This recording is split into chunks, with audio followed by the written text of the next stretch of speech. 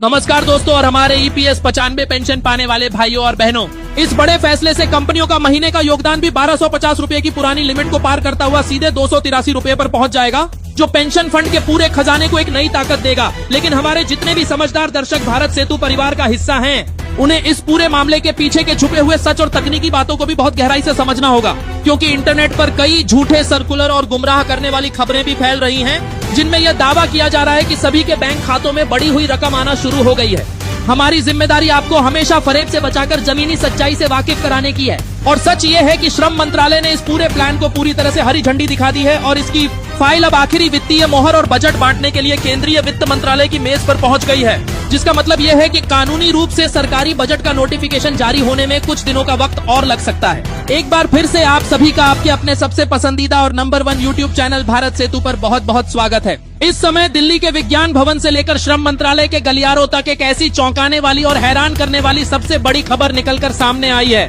जिसने पूरे देश के 78 लाख से ज्यादा पेंशन पाने वालों के बीच हलचल मचा दी है। हमारी आपसे गुजारिश है कि आप हमारे चैनल को सब्सक्राइब जरूर करें, ताकि ऐसी ही सच्ची और जरूरी जानकारी हम आप तक हमेशा पहुंचाते रहें। आज की यह सुबह पेंशन वालों के इतिहास का सबसे बड़ा और अहम मोड़ साबित होने जा रही है, क्योंकि केंद्र सरकार के बड़े मंत्रियों और ईपीएफओ के आला अफसरों के बीच हुई इमरजेंसी बैठक की अंदर की जानकारी बाहर आ चुकी है। और इस छुपी हुई रिपोर्ट ने सोशल मीडिया से लेकर संसद तक एक ऐसा भारी तहलका मचा दिया है, जिसके बारे में किसी ने सोचा भी नहीं था। अगर आप भी बीते कई सालों से अपने सम्मान और अधिकार की कम से कम पेंशन बढ़ने का बेताबी से इंतजार कर रहे थे, तो आज का यह वीडियो आपके बुढ़ापे की किस्मत और हालात दोनों को पूरी तरह से बदलने वाला है, क्योंकि सरकार के ऊपर चारों तरफ से दबाव इस कदर बढ़ चुका है कि अब इस मामले को टालना मुमकिन नहीं रह गया है। राष्ट्रीय संघर्ष समिति की अगुवाई में देश के हर हिस्से में बुजुर्गों ने जो आवाज उठाई थी और जंतर मंतर पर अपनी पूरी जवानी देश को सौंपने वाले इन रिटायर कर्मचारियों ने जो आंसू बहाए थे, आखिरकार उसकी आवाज सीधे प्रधानमंत्री ऑफिस तक पहुंच गई है। आज के समय में मिलने वाली केवल 1000 रुपए की महीने की पेंशन आजकल की कमर तोड़ महंगाई के दौर में एक भद्दे मजाक की तरह है,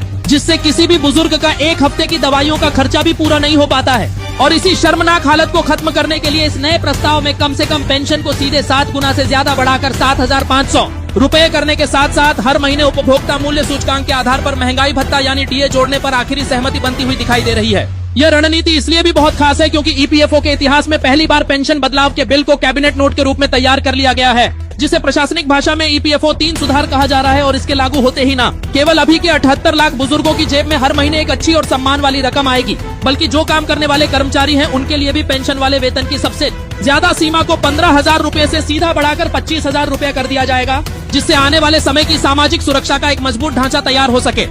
इस बड़े फैसले से कंपनियों का महीने का योगदान भी 1250 रुपए की पुरानी लिमिट को पार करता हुआ सीधे 283 रुपए पर पहुंच जाएगा, जो पेंशन फंड के पूरे खजाने को एक नई ताकत देगा। लेकिन हमारे जितने भी समझदार दर्शक भारत सेतु परिवार का हिस्सा हैं, उन्हें इस पूरे मामले के पीछे के छुपे हुए सच और तकनीकी बातों को भी बहुत गहराई से समझना होगा, क्योंकि इंटरनेट पर कई झूठे सर्कुलर और गुमराह करने वाली खबरें भी फैल रही हैं, जिनमें यह दावा किया जा रहा है कि सभी के बैंक खातों में बढ़ी हुई रकम आना शुरू हो गई है। हमारी जिम्मेदारी आपको हमेशा फरेब से बचाकर जमीनी सच्चाई से वाकिफ कराने की है। और सच ये है कि श्रम मंत्रालय ने इस पूरे प्लान को पूरी तरह से हरी झंडी दिखा दी है और इसकी फाइल अब आखिरी वित्तीय मोहर और बजट बांटने के लिए केंद्रीय वित्त मंत्रालय की मेज पर पहुंच गई है, जिसका मतलब ये है कि कानूनी रूप से सरकारी बजट का नोटिफिकेशन जारी होने में कुछ दिनों का वक्त और लग सकता है। दोस्तों, इस पूरे घटनाक्रम ने अब एक ऐसा गंभीर रूप ले लिया है जिसकी आवाज पूरे देश के सरकारी महकमों में सुनाई दे रही है, क्योंकि वित्त मंत्रालय के सूत्रों से जो बड़ी खबर निकलकर सामने आ रही है, उसके अनुसार इस बार पेंशन फंड के आर्थिक नुकसान को भरने के लिए एक बिल्कुल नया और पक्का तरीका तैयार किया जा रहा है,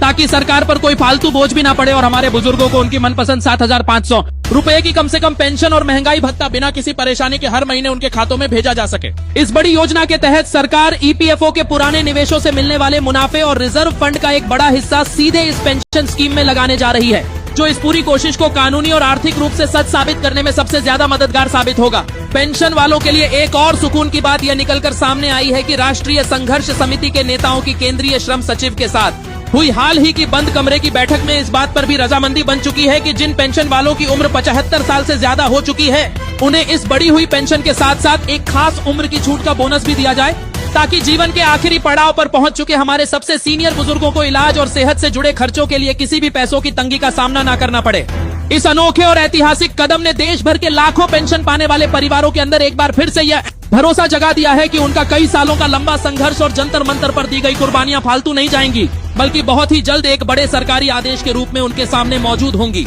इसके साथ ही ईपीएफओ के मुख्य भविष्य निधि कमिश्नर ने भी सभी क्षेत्रीय ऑफिसों को ऑनलाइन पोर्टल और दावों को निपटाने की प्रक्रिया को पूरी तरह से सही रखने की कड़ी चेतावनी दे दी है, क्योंकि जैसे ही इस नई पेंशन नीति पर कैबिनेट की आखिरी मोहर लगेगी, वैसे ही पूरे देश में एक साथ करोड़ों दावों को प्रोसेस करने का एक बहुत ही बड़ा काम शुरू हो जाएगा। और सरकार इस बार किसी भी तकनीकी खराबी या सर्वर डाउन होने जैसी बहानेबाजी को सहने के मूड में बिल्कुल भी नहीं है। इस पूरी तैयारी को देखकर यह साफ तौर पर अंदाजा लगाया जा सकता है कि इस बार मामला सिर्फ बातों तक ही सीमित नहीं है, बल्कि जमीन पर कागजी कार्रवाई और सॉफ्टवेयर को अपडेट करने का काम भी उतनी ही तेजी से पीछे की तरफ चल रहा है, जो इस खबर को आज की सबसे बड़ी और पक्की सच्चाई बनाता है।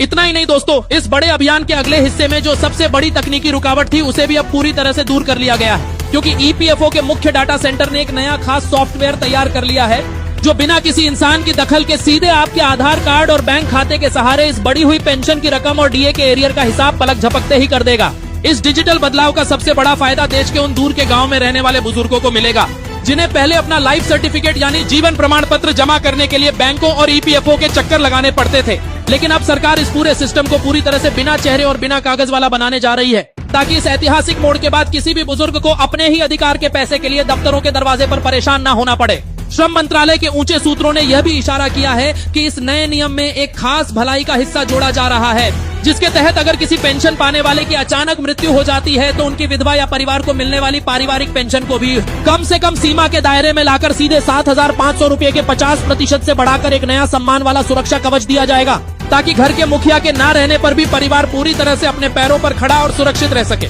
इस भावुक और इंसानी नजरिए ने इस पूरे बिल को देश के इतिहास का सबसे बड़ा सामाजिक सुरक्षा का कागज बना दिया है, और इसी कारण से देश भर के सभी बड़े मजदूर संगठनों और यूनियनों ने भी राजनीति से ऊपर उठकर इस फैसले का पूरी ताकत से साथ देना शुरू कर दिया है। अब फैसला पूरी तरह से सरकार के हाथ में है, और जिस तरह से चारों तरफ से दबाव का घेरा मजबूत होता जा रहा है, उससे यह साफ दिखाई दे रहा है कि आने वाले मानसून सत्र या उससे पहले ही एक खास कैबिनेट बैठक बुलाकर इस पर आखिरी हस्ताक्षर कर दिए जाएंगे, जिसके बाद यह देश का कानून बन जाएगा। भारत सेतु की टीम इस पूरे मामले पर अपनी तीखी नजर बनाए हुए है और वित्त मंत्रालय की हर एक फाइल की हलचल को सीधे आप तक पहुंचा रही है, ताकि आपको किसी भी मोड़ पर भटकना ना पड़े और आप अपनी इस ऐतिहासिक जीत को अपनी आंखों से देख सकें। इसलिए हमारे सभी आदरणीय बुजुर्गों और दोस्तों, इस अहम घड़ी में अपने हौसले को और ऊंचा रखिए और भारत सेतु परिवार के साथ अपनी ताकत को इसी तरह बढ़ाते रहिए। इस वीडियो को लाइक करने के साथ साथ अपने जिले, अपने राज्य और अपने ईपीएफओ ऑफिस का नाम कमेंट बॉक्स में जरूर लिखें, ताकि हमें पता चल सके कि हमारी आवाज देश के किस किस कोने तक पहुंच रही है और सरकार पर यह दबाव और ज्यादा तगड़ा हो सके। इस वीडियो को अपने सभी दोस्तों और पेंशन वाले साथियों के साथ तुरंत शेयर करें,